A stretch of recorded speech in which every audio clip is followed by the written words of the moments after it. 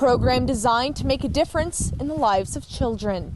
So the precipice of this program came about during when Alex was killed down in West Yellowstone. James Alexander Hurley, the 12-year-old boy who was found dead in his grandparents' home in West Yellowstone. You know, the deputies and the detectives that worked on that case, that was a very difficult case for them. And we looked at it from the sheriff's office perspective and said, we don't want that to happen again in our community. And so the Youth and Family Outreach Program was formed. A grant was submitted and words became action. Take these deputies out there, go find these kids that are might be endangered. Maybe even if they're not endangered, they just might be in some kind of a neglect.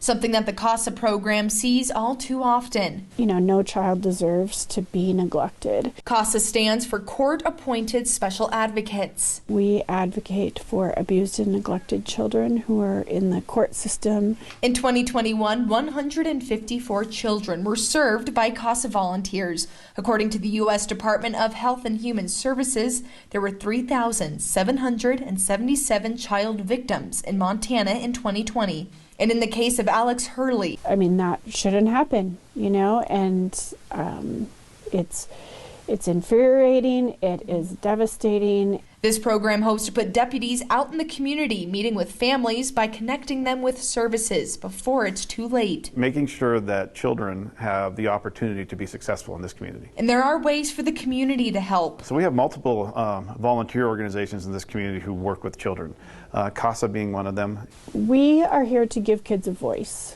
We're not attorneys, but we're giving these kids a voice and making sure that their needs and their best interests are at the forefront of every situation. Looking towards the future, James's grandmother, Patricia Batts, is the last of the family members to see trial. The question of the death penalty is still up in the air at this point. When the time comes, we will bring you to the courtroom. In Bozeman, Jane McDonald, MTN News.